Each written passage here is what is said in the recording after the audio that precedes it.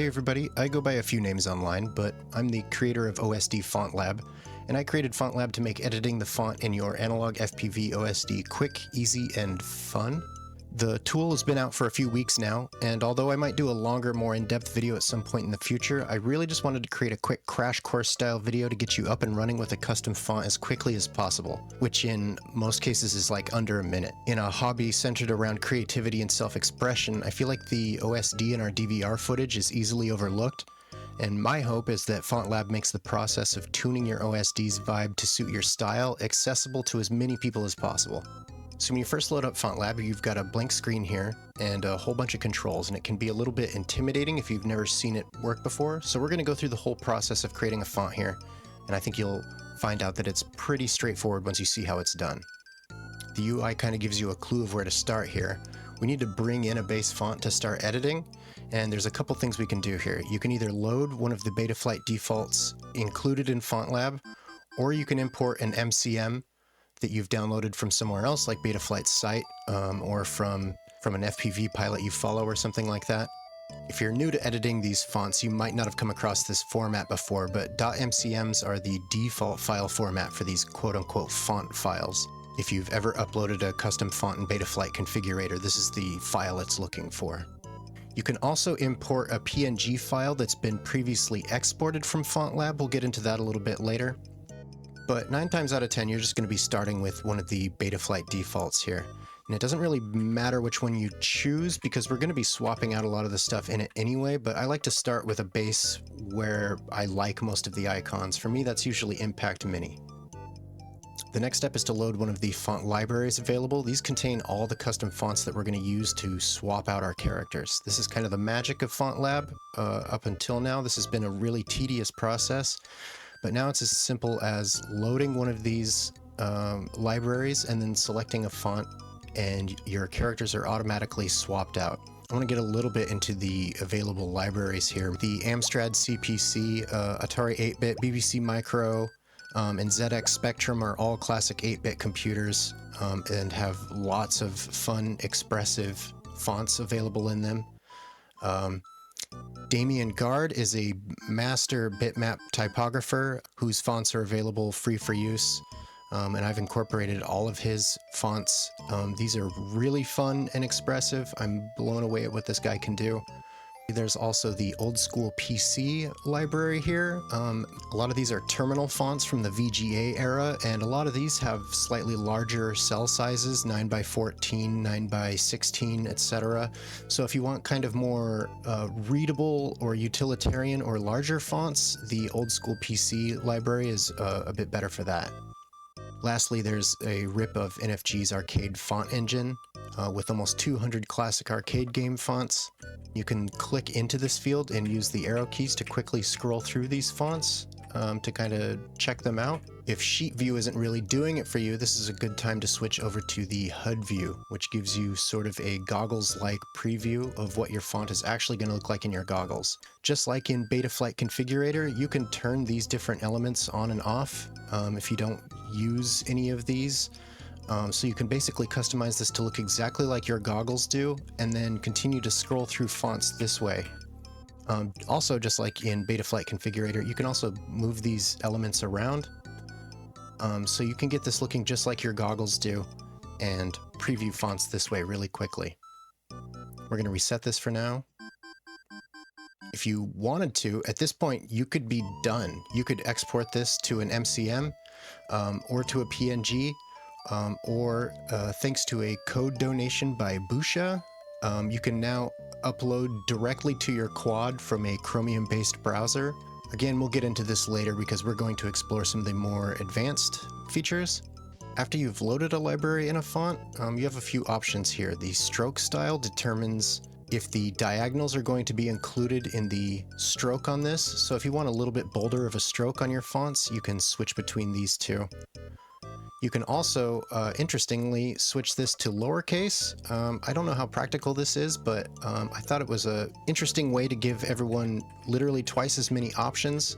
Note that not every font has a lowercase available, particularly the arcade game fonts and the Atari 8-bit. The lowercase are special characters, but You'll just have to try them out and see.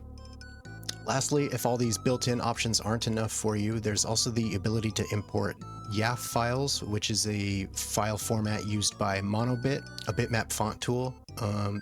Repositories like the Horde of bitmap fonts have hundreds of YAFF files you can experiment with.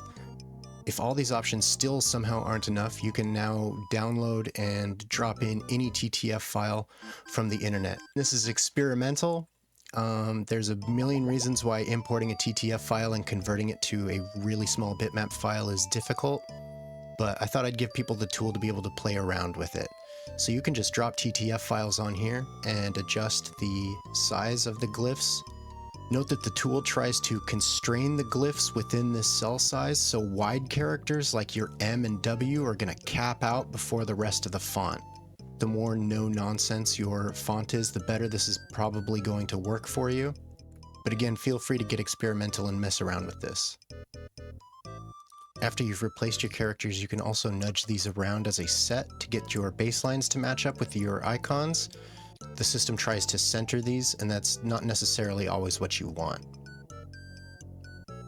Next is the ability to swap out your icons. So for example, if you like the LQ icon in one font, but the batteries from another, you can mix and match from these. So you can either choose a single icon here, like the volts, and swap this over to the volts from another font. It also has the ability to swap out a few sets. So for example, if you choose the batteries, it selects all the batteries here, and again, you can swap these out from any of the other Betaflight default fonts. FontLab also has a few custom batteries. I've only made a few of these, but you can also experiment with some of these.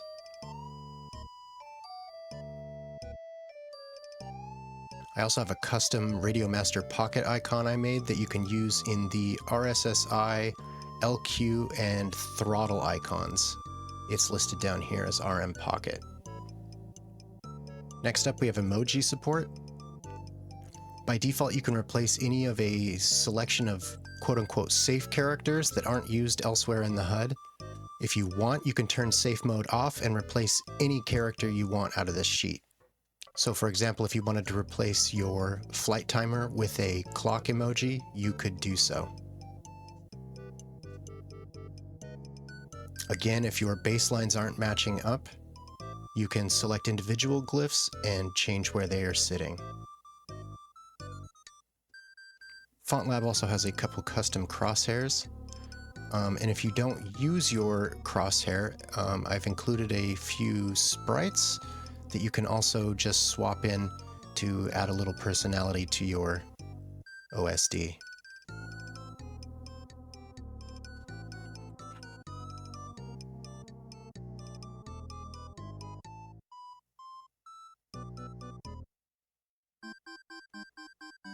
Finally, there's also boot logo support, so the same files that you would drop to customize your boot logo in Betaflight Configurator, you can drop into here. And a great place to preview this is again in HUD view and switch to boot screen here. You can also export a boot logo. If Betaflight is chosen, the transparent color will be green, which Betaflight Configurator understands. And if you switch it to OSD FontLab, the transparent color is a mid-gray, which is the standard transparent color for FontLab that's also used in the PNG exports. You can import either format. Let's make a custom font from beginning to end so you can see how the whole process works. I'm going to load a default. I'm going to load a library and a custom font from it.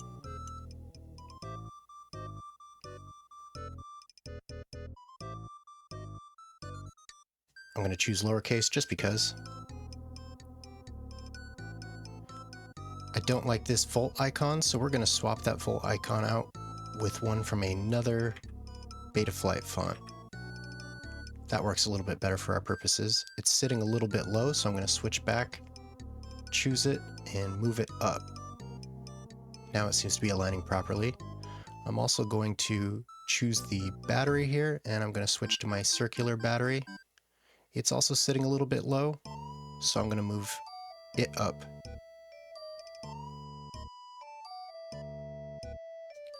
Next, I'm going to replace my LQ icon with my Radio Master Pocket. And I'm going to replace my flight timer with a clock from the Emoji window.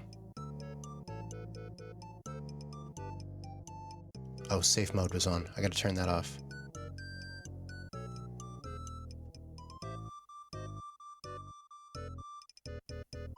I'm gonna import a boot logo, and we're ready to export.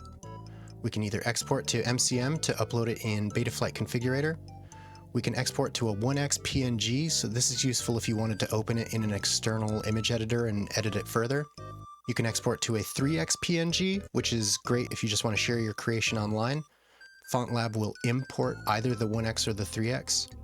And lastly, again, thanks to a code contribution from Busha, in a Chromium-based browser, you can now upload directly to your quad.